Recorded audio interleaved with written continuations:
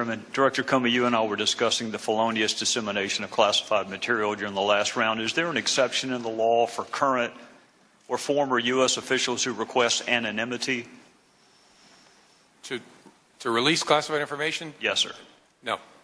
Is there an exception in the law for reporters who want to break a story? Well, that's a harder question as to whether a reporter incurs criminal liability by publishing classified information, and one probably beyond my ken. I'm not as good a lawyer as Mr. Schiff said I used to be. Well, I don't know about that, but the statute does use the word publish, doesn't it?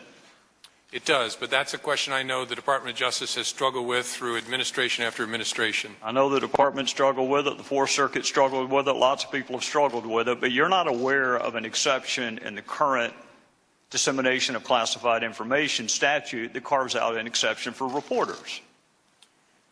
No, I'm not aware of anything carved out in the statute. I don't think a reporter has been prosecuted, certainly in my lifetime, though. Well, there have been a lot of statutes that bar in this investigation for which no one's ever been prosecuted or convicted, and that does not keep people from discussing those statutes, namely the Logan Act.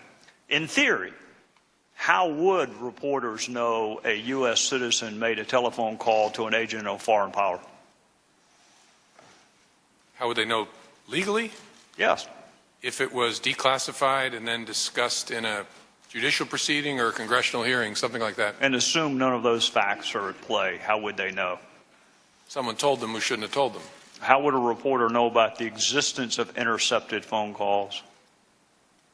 Well, same thing. In a legitimate way, through an appropriate proceeding where there's been declassification. In any other way, in an illegitimate way.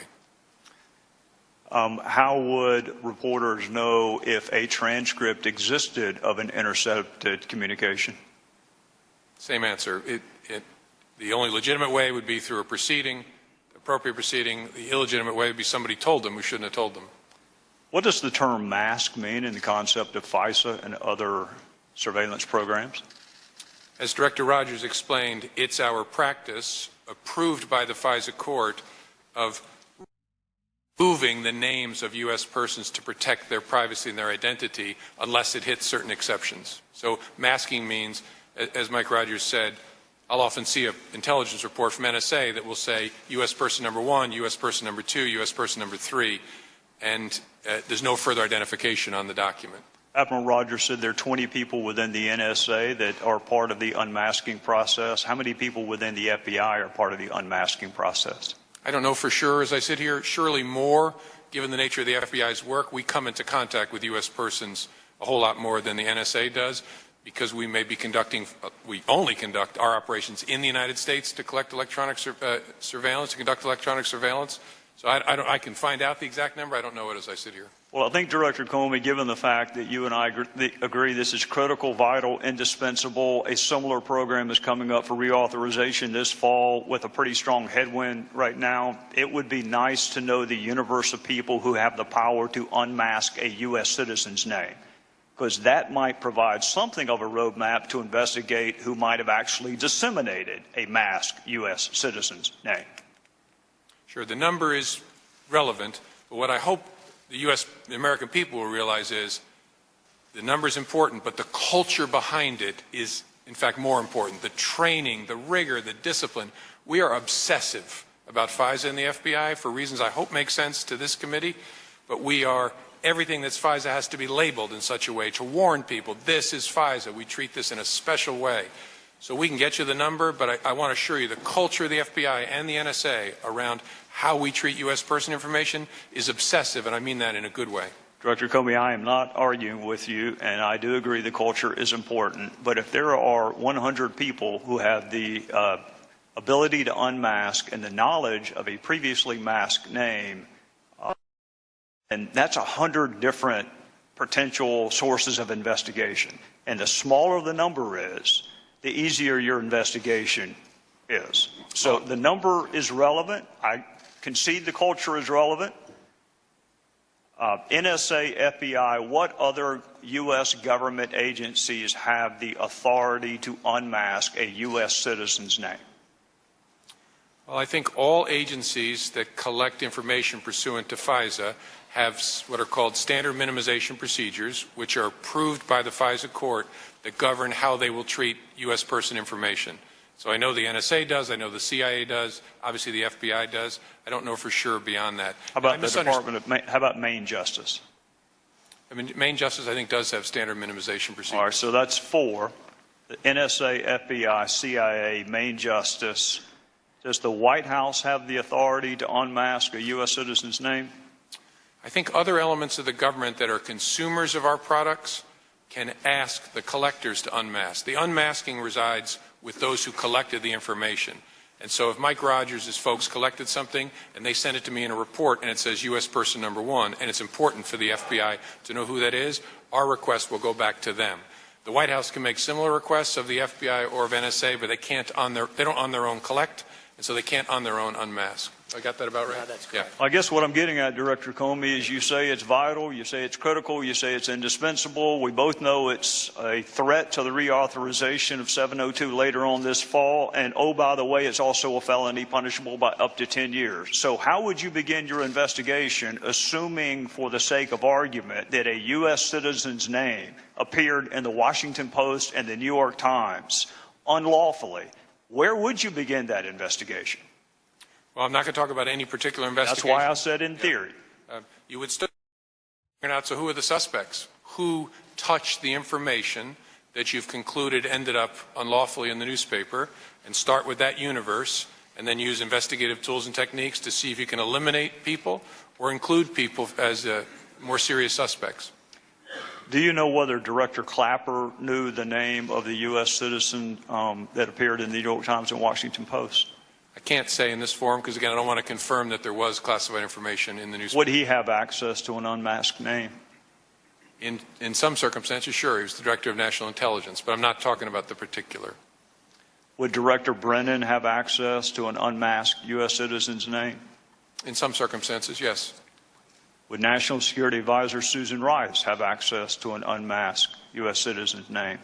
I think yes, in general, and any other national security advisor would, I think, as a matter of their ordinary course of their business. Would former White House advisor Ben Rhodes have access to an unmasked U.S. citizen's name? I don't know the answer to that. Would former Attorney General Loretta Lynch have access to an unmasked U.S. citizen's name? In general, yes, as would any Attorney General.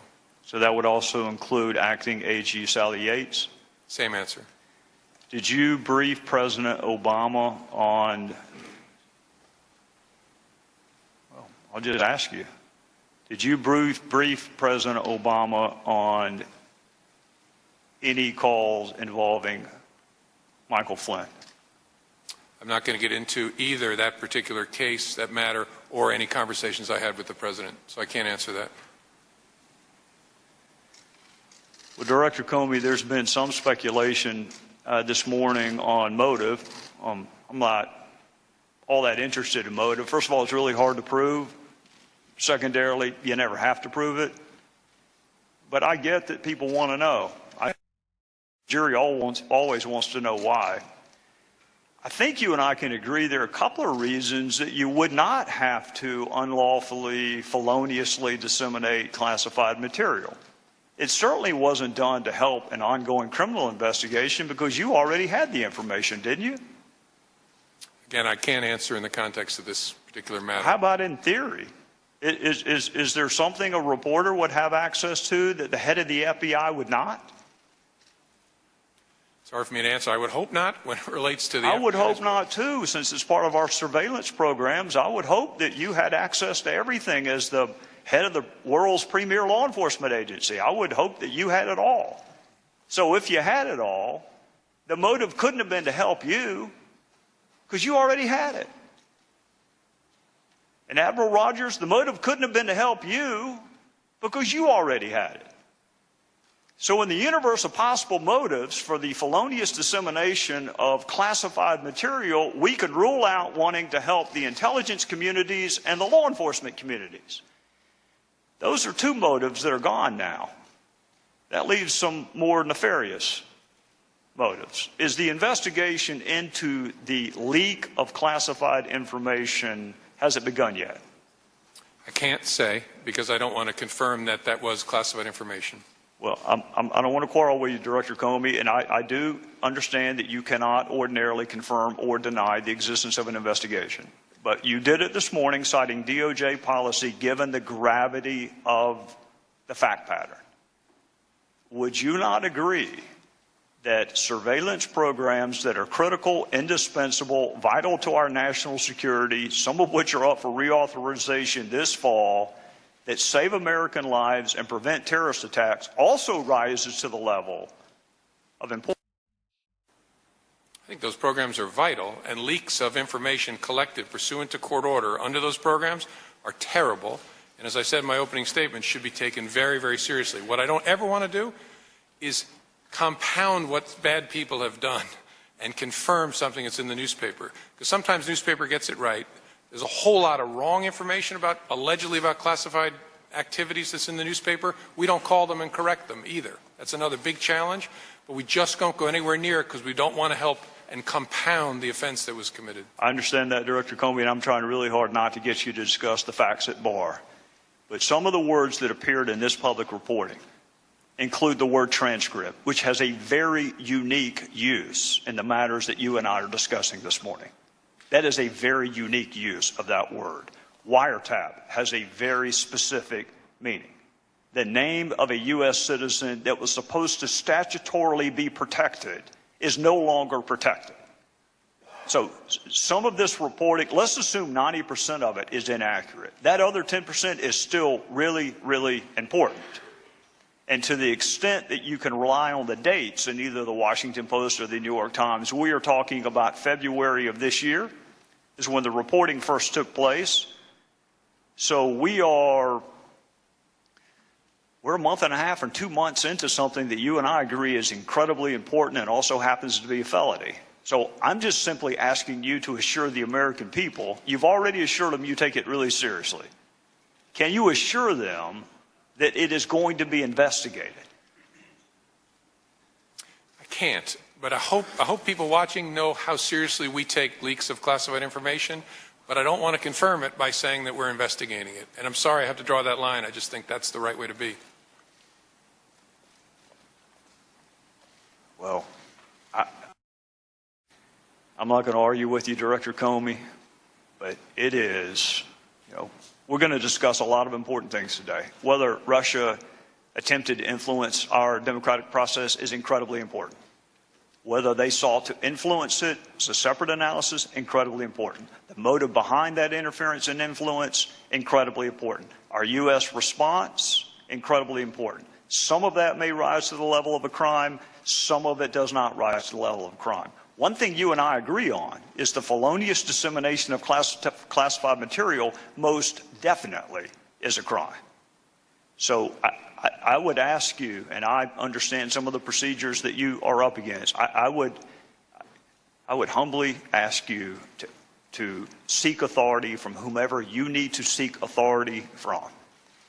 Because I'm going to finish the same way I started. This is an agreement between the American people and its government. We, the American people, give certain powers to government to keep us safe. And when those powers are misused, and the motive is not criminal investigations or national security, then I'll bet you my fellow citizens are rethinking their side of the equation.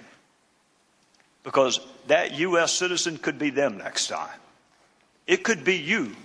It could be me. It could be anyone until we start seriously investigating and prosecuting what Congress thought was serious enough to attach a 10-year felony to. Hi, this is Sharon reporting from Bad News Media. Thanks for subscribing to our channel and giving us a thumbs up. We really appreciate your support. Please feel free to leave us a comment and share this video with your friends. Thank you.